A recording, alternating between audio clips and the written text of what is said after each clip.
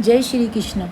यमुना के तट पर श्री कृष्ण स्त्री शिरोमणि उन गोपियों के साथ रास खेलने लगे। गोपियों ने एक दूसरे का हाथ पकड़कर एक गोल घेरा बना लिया।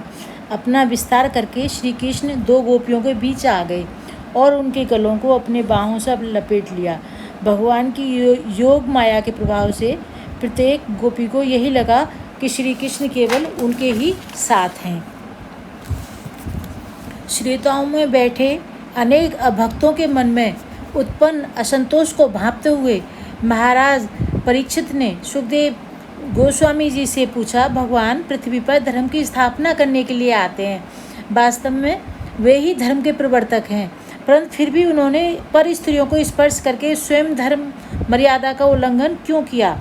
सुखदेव गोस्वामी जी ने उत्तर दिया, अति शक्तिशाली व्यक्ति धर्म नियमों का उल्लंघन करने पर भी उसके बंधन में नहीं बंधते। वे उस अग्नि के समान होते हैं जो अपने अंदर आई प्रत्येक वस्तु का भक्षण करके भी अपवित्र नहीं होती।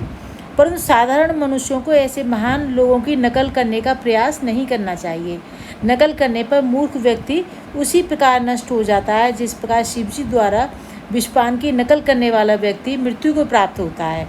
महान लोगों के कार्यों का अनुकरण करने की अपेक्षा हमें उनकी शिक्षाओं का अनुसरण करना चाहिए। यदि इस संसार के अत्यंत शक्तिशाली लोगों पर यह नियम लागू होता है तो वह फिर स्वयं भगवान का क्या कहना। ब्रह्मा जी की रात्रि जितना समय व्यतीत होने के बाद श्री कृष्ण ने गोपियों को घर लौट जाने के लिए कहा। यद्यपि गोपियों की इच्छा नहीं थी, परंतु श्री कृष्ण के आदेश का पालन करते हुए वे घर लौट गई। 10वें स्कंद का नंद महाराज जी की रक्षा और शंखचूड़ का वध का प्रसंग की कथा। एक दिन शिवरात्रि के अवसर पर सब ग्वाले शिव जी की पूजा करने के लिए अंबिका वन को गए। वहां पहुंचकर उन्होंने भक्ति भाव से सरस्वती नदी में स्नान किया और देवी अंबिका के साथ भगवान पशुपति की पूजा की। तत्पश्चात उन्होंने ब्राह्मणों को गाय, सोने, वस्त्रों तथा शहद मिश्रित पके हुए अन्न का दान किया। सब ग्वालों ने दिन भर उपवास किया था। रात्रि समय थोड़ा जल लेकर वे सोने चले गए। आधी रात के दौरान जंगल से एक विशाल भूखा सांप वहाँ आया। सो रहे नंद महाराज के पास पहुंचकर उन्होंने धीरे धीरे निगलने लगा। अत्यंत पीड़ा में नंद महाराज जी चीखने लगे, कृष्ण कृष्ण बेटा कृष्ण, यह विशाल सर्प मुझे निगले जा रहा है, कृपया मेरी रक्षा करो, मैं तुम्हारा शरणागत हूँ। यह सुनकर सब ग्वाले जाग उठे और जली हुई लकड़ियों से उस सांप को पीटने लगे, परंतु त्वचा जलने पर भी उस सांप ने नंद महाराज पर अपनी पकड़ ढीली नहीं की। तभी श्री कृष्ण वहाँ पहुँचे और अपने चरण कमल से उस सर्प का स्पर्श करके क्षण भर में उसके समस्त पापों को भस्मीभूत कर दिया। अपने सिर्फ शरीर का त्याग करके वह सर्प तुरंत एक विद्याधर के सुंदर रूप में प्रकट हो गया और अत्यंत नम्रतापूर्वक श्री कृष्ण को प्रणाम करने लगा। श्री कृष्ण ने उनसे पूछा, हे देव, तुम्हारा शरीर इतना देदीप्यमान और सुंदर है, तुम कौन हो और तुम्हें सर्प का वह अत्यंत घृणित शरीर क्यों प्राप्त हुआ? श्री कृष्ण गोविंद हरे मुरारी, हे नाथ नारायण वासुदेवा।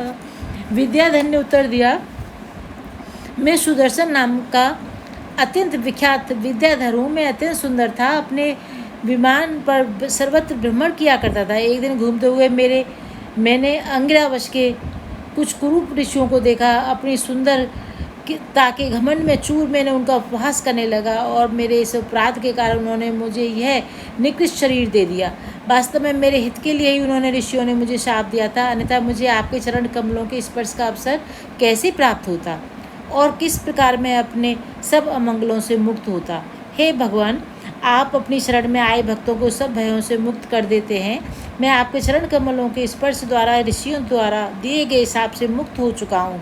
अब कृपया मुझे अपने लोक लौट जाने की आज्ञा दीजिए। हे भक्त वत्सल, मैं आपका शरणागत हूँ। लौटने की अनुमति प्राप्त करके सुदर्शन ने श्री कृष्ण की प्रदक्षिणा की, उन्हें झुककर प्रणाम किया और अपने गंधर्व लोक को लौट गया।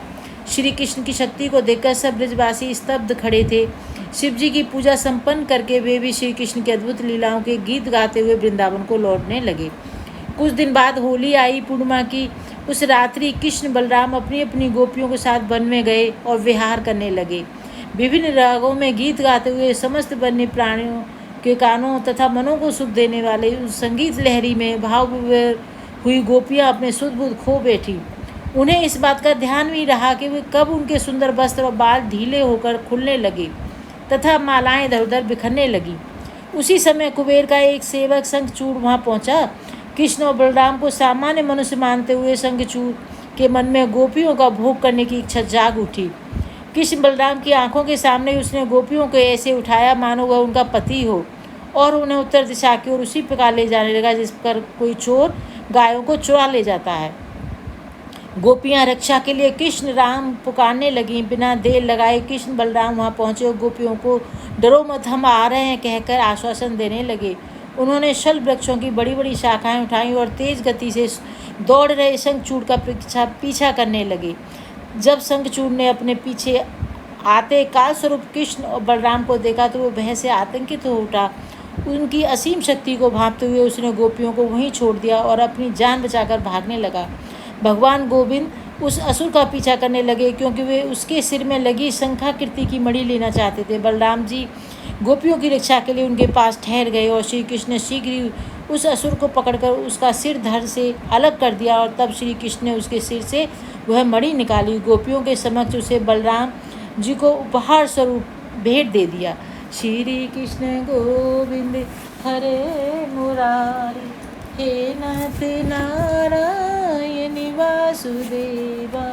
श्री कृष्ण गोविंद हरे मुरारी हे नाथ नारायण वासुदेवा। श्री कृष्ण गोविंद हरे मुरारी हे नाथ नारायण वासुदेवा। जय श्री कृष्ण। दोस्तों राधे राधे। ये बाल भागवत का रासलीला के बाद 10वें स्कंद का अध्याय था जो मैंने आपके सामने श्रवण किया है। आप जो भी पहली बार आए मेरे वीडियो को लाइक करें, शेयर करें और चैनल को सब्सक्राइब करें। आरती बाल कृष्ण की कीजिए, अपनो जन्म सफल कर लीजिए। माते यशोदा के घर में कन्हैया, नंद बाबा को दुलारो कन्हैया। गोपिनी को प्राणन प्यारो कन्हैया, इन्हीं पर प्राण नछावर कीजिए। आरती बाल कृष्ण की कीजिए, अपनो जन्म सफल कर लीजिए। बलिदाऊ को छोटो भैया, कनुआ कह बोलत मैया। प्रेम मुदित मन इनको दीजिए। आरती बाल कृष्ण की कीजिए, अपनो जन्म सफल कर लीजिए। जय श्री कृष्ण।